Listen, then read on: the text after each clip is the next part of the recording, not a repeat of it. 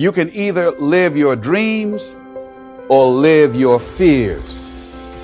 And I think the majority of people actually are not living their dreams, but are living their fears. So I want to ask you a question. What are your fears? No, fear is everything.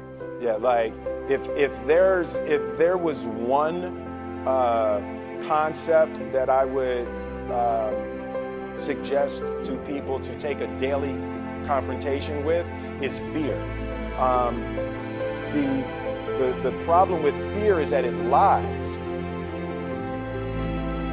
The only way to deal with fear that I've found in my life is a couple ways. One of those ways is to turn it on itself and ask yourself, what am I afraid of? If I'm afraid of that, I got to be more afraid of what I'm going to miss out on, missing out on my mission, missing out on who I'm supposed to be. In other words, if you're not getting rid of fear, then use fear.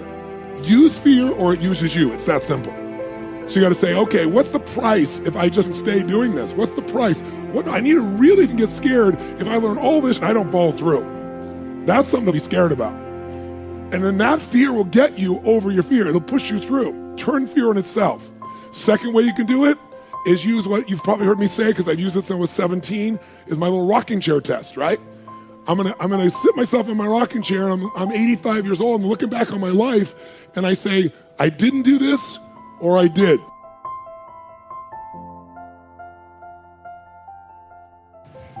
Well, first of all, I'd say I actually think I feel fear quite strongly. So it's not as though I just have the absence of fear. I feel it quite strongly. But there are just times when something is important enough, you believe in it enough, that you do it in spite of the fear.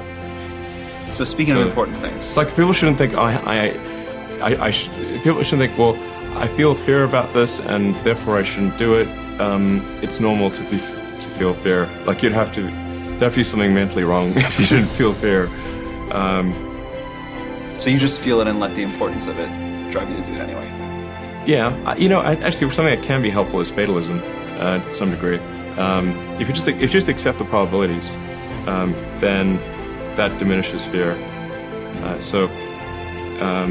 When starting SpaceX, I thought the odds of success were less than 10%, and I just accepted that actually probably I would just lose everything. But that maybe would make some progress if we could just move the ball forward. Even if we died, maybe some other company could pick up the baton and keep moving it forward, so that would still do some good. Yeah, same with Tesla. I thought the odds of a car company succeeding were extremely low. What are you afraid of? What are you scared of? Because we all have fears, don't we?